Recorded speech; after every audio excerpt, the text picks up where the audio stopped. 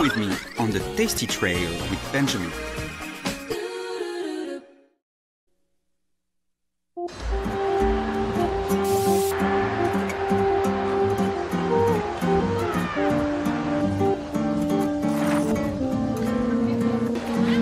Chegou, sorriu, venceu, depois chorou, então fui eu quem consolou sua tristeza, na certeza de que o amor tem dessas fases mais, e é bom para fazer as pazes, mas depois...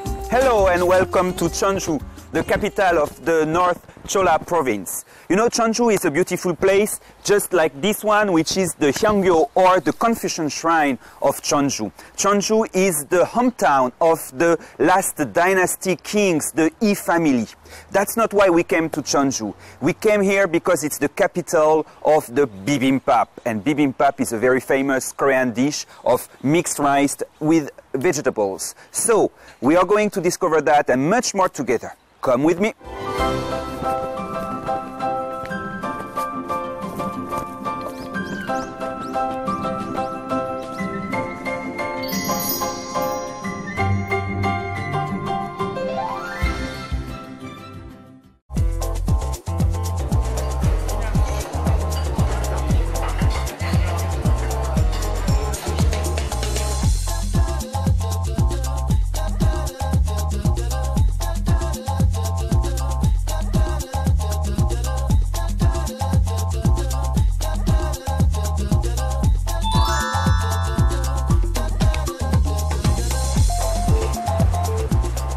That's the place. Come with me. Yeah, sure. Do you know what Michael Jackson, Gwyneth Paltrow, Paris Hilton, Pierre Gagnère have in common? The bibimbap, the mixed rice with vegetable and meat dish, which is so popular in Korea and now around the world. What is it? Here you have everything. Look, this is wonderful. This is the map of Korea. You have here all the ingredients, the rice and a lot of different vegetables with some meat. Here it is some beef mixed together. That's the spirit of the bibim culture or the mixing culture of the bibimbap. Of course, I know the bibimbap, you know, in Seoul we have a lot, but this is Jeonju, this is the mecca of bibimbap. So I really wonder how it is different and how they serve it. So I'm really excited. So now it's my turn to enjoy the bibimbap, the Jeonju bibimbap. Look at that. It's so beautiful that in the area of Jeonju we call it hwaban, which means the flower rice. It's as beautiful as a blooming flower. So it's a lot of different namul or seasoned vegetables with other ingredients like meat. Today it's beef. And also, very important, the gochujang, which is the red hot chili pepper paste. We put also some of the chamgireum, which is the sesame oil for seasoning, and you mix well. So let's start it. Look at the center, you have a raw egg. We are going to mix with the rice. You know what's the signification of bibimbap? It comes from the verb bibida, which means a lot of things in Korean. Basically, bibida, this is something like that, but it became also this action of mixing together by rubbing. So this is the pap or rice that you rub with other ingredients. And when it's well mixed, then you can enjoy it.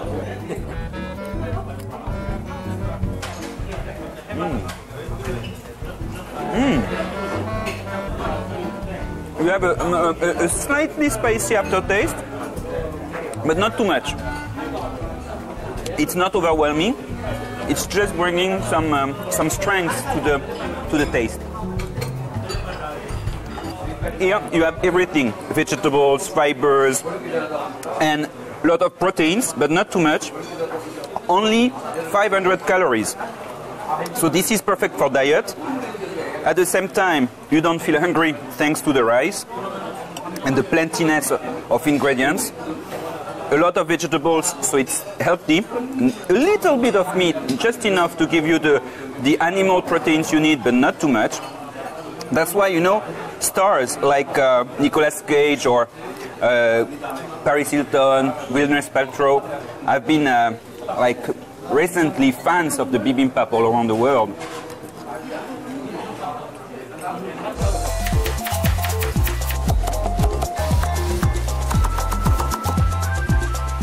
Here we are in the secret laboratory of the chef, of the bibimbap master. Look at this beautiful pot.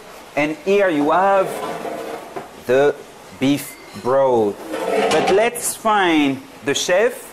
And I say, oh, wow. Very fresh, beautiful. Please have a look at that. This is very fresh and beautiful vegetables. Look at these wonderful cucumbers, the color, the dark green color. This incredible spinach. That's fern, you know, like beautiful, almost like fresh. Of course, they come in spring, but they look very fresh. This is the Korean parsley, or dropwort, minari. It's very fragrant, you know, crispy, and a very fresh, refreshing taste. This one are the soybean sprout. And you know this one, of course, it's the beef. The ingredients look beautiful, and I think that's part of the secret of this house. Freshness, freshness, and freshness. And some egg at the center, and here you have all the ingredients of the bibimbap. Plus, don't forget to put the gochujang, the paste, and the chamkirum, the sesame oil, and the rice. That's the final result. You see?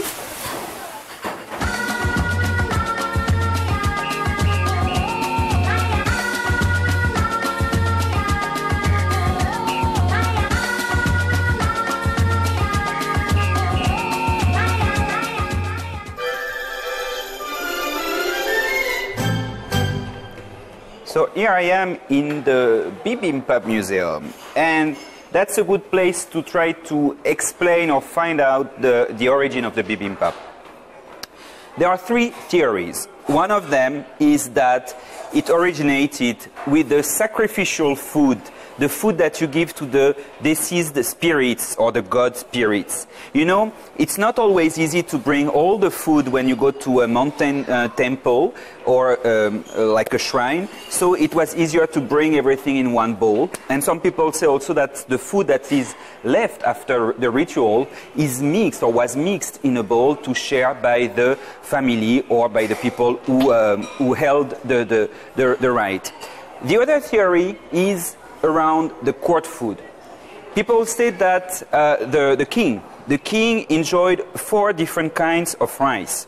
A little bit like, you know, when you are in the plane, they propose you a chicken or fish, so he had the choice between 4 different kinds of rice every day. One of them was the bibimbap, which was for the king a perfect lunch or a light meal. It was a favorite among the kings and the noblemen, also because it was easy to eat, and it was also a very good way to open the appetite when the king was not feeling very well. And here we have the last and the third theory, which is, I think, the real one, the real origin of the bibimbap. You find it here in the farming culture. Workers working in the fields couldn't enjoy a real table with all the different banchan or side dishes with the different dishes. So they had to have one bowl, one dish to mix everything in it, all the ingredients, and then they could have, you know, during all the day, there are 2 or 3 different meals in one plate. So I think that's the origin of the bibimbap. It's more in this agricultural culture, people working in the fields and for comfortable reasons.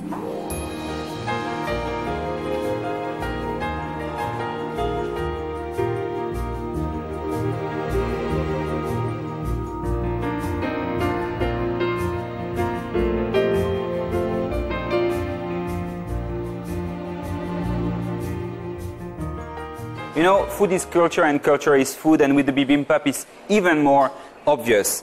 In the bibimbap, you have this obangsek theory, the theory of the 4 different directions and colors that you can find very well in this reproduction. You see the different colors, the 5 basic colors of the traditional Taoist theory are found in the bibimbap. This is the basic of the aesthetics, the Korean aesthetics.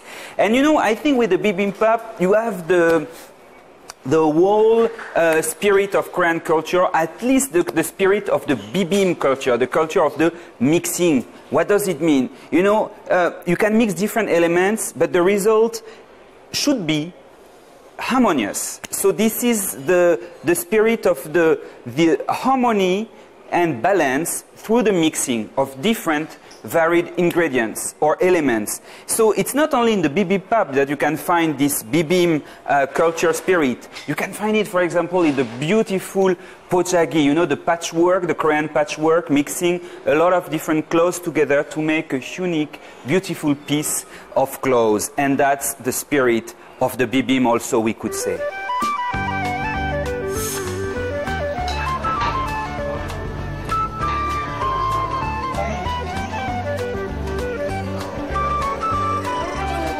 But in Korea, you don't only eat the bibimbap for medicinal reasons or for diet or because it's good, but also as a kind of psychological medicine.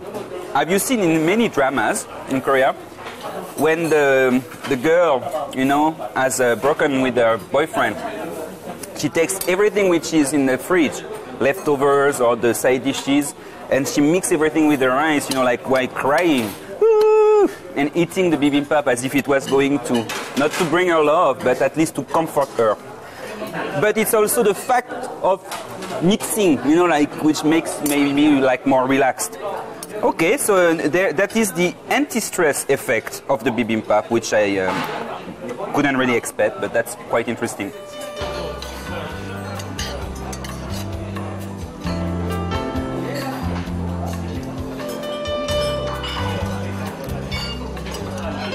Do you have a lot of foreigners coming here? I see that there is a great potential on the international scene for this dish. One of the most difficult things to achieve in cuisine, in general, simple and good at the same time. Finding the simplicity, which is at the same time the best recipe, the best, you know, you can achieve through simplicity. That's really rare, really difficult, and that's what I think the bibimbap embodies for me. Simplicity, yet a lot of refinement in it, and of course the delicious taste. So that's something which is a piece of art, simply a piece of art.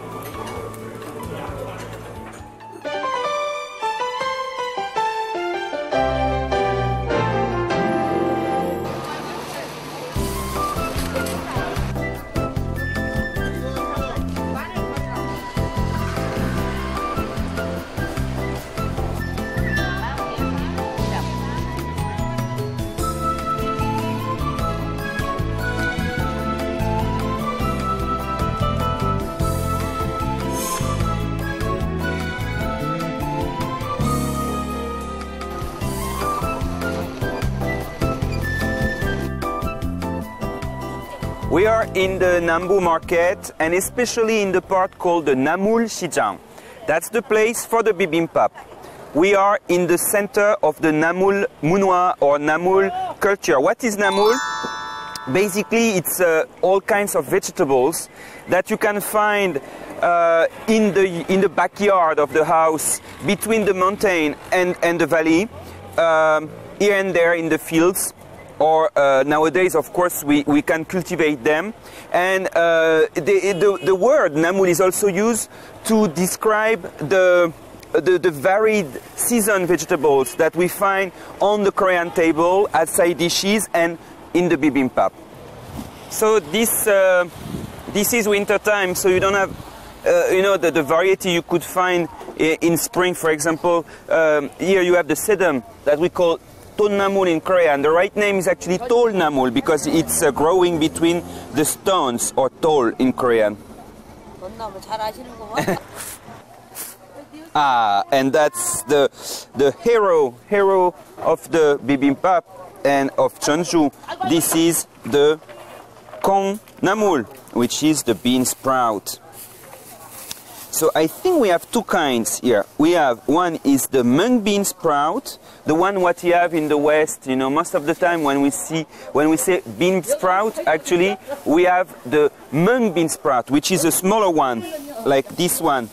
And in Korea, most of the time we have the Kong Namul, which is the soybean sprout. So it's a bigger one. You see, it's a very big one. So to have a good one, which is not too strong, which doesn't have this very special kind of bad taste, you should find one which is not like this one which is closed, you know, and of course with a nice yellow color and with a strong texture.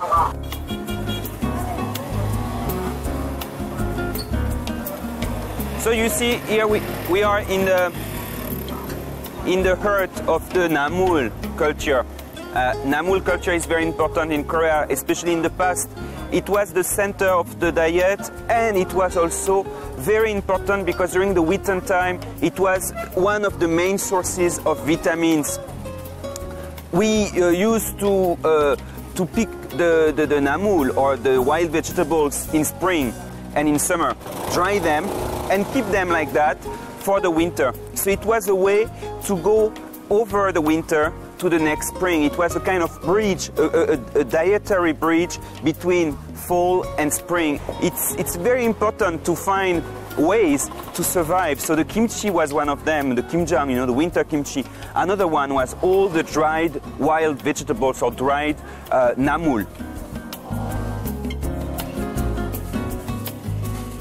So this is the pangatgan, which is the meal where you can grind and roast. I mean, they can grind and roast for you the seeds, the red hot chili pepper, and they can make for you the sesame oil. So that's the sesame oil. Here you have the sesame seeds, the yellow and the black ones, and the oil. So let's go inside because I can smell that they are roasting the sesame seeds now.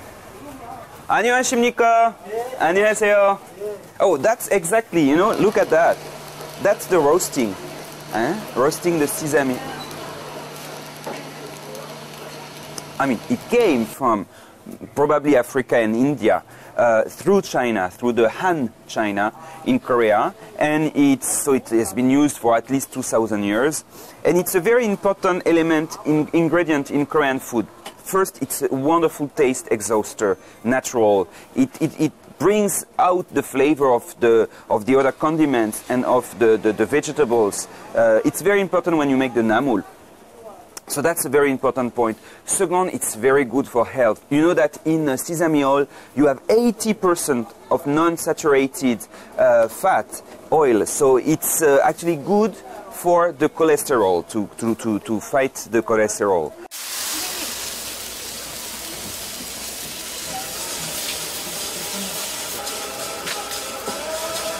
The roasted seeds before making the oil.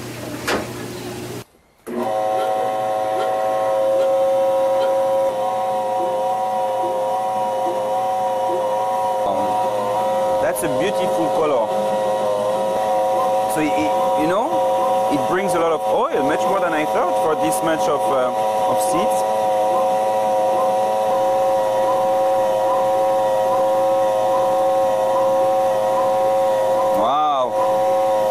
I wish you were here with me to feel the smell right away.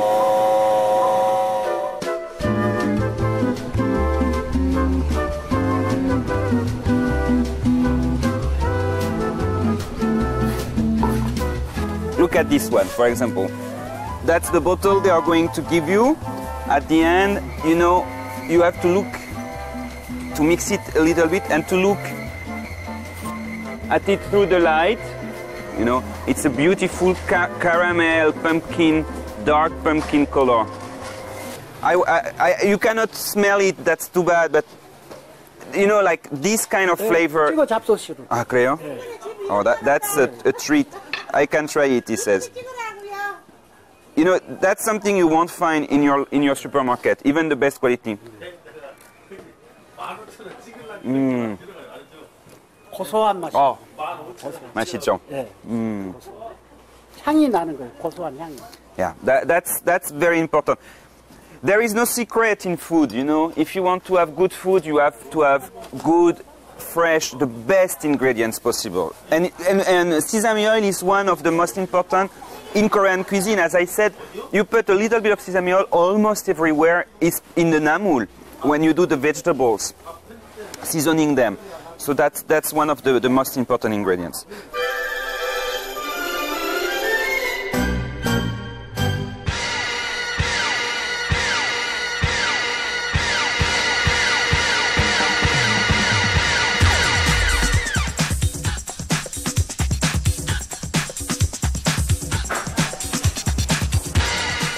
This is the Namul Kupap, the bean sprout soup with rice, another specialty of Jeonju.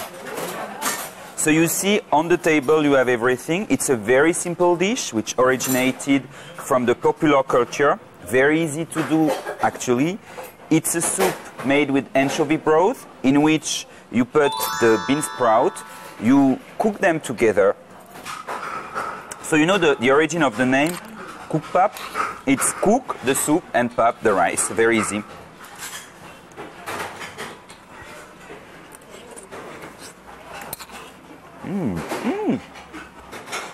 Very clear. You know, in Jeonju you have two kinds of Namul Kupap. One is like this one, clear, and another one is with the eggs beaten inside of the soup. So if you don't feel like having the very spicy Korean food, like this red kimchi on the table, right away when you arrive in Korea, try one of these soup because you see it's not spicy at all.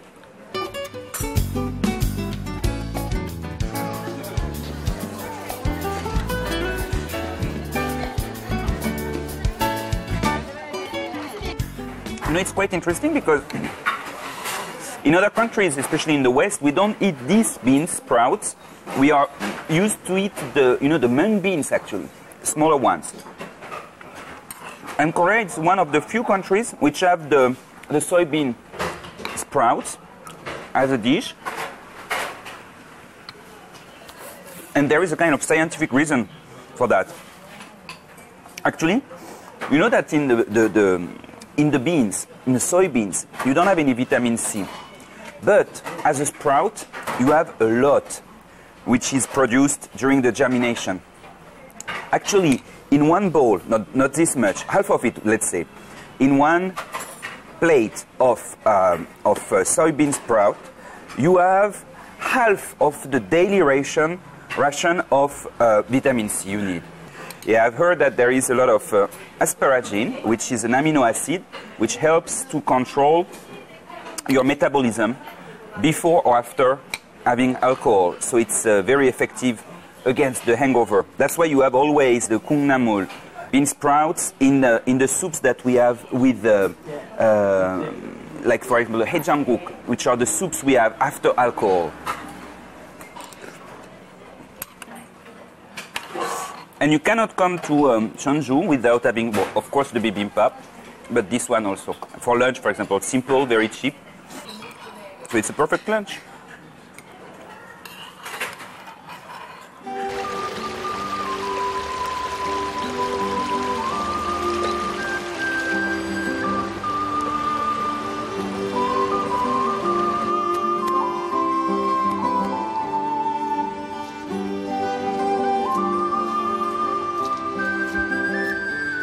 So, did you enjoy our tasty trail of bibimbap in Jeonju City? Well, actually, I did a lot. And I did like it also, you know, going around in the old streets of this beautiful city. Bibimbap, it's a wonderful dish, as you have seen with me. Actually, it's simple but delicious. And I've heard that in the Jeonju City, they are developing 101 new kinds of bibimbap for us to discover. Anyway, next week I'll meet you for another adventure, a new tasty trail in Korea. See you soon!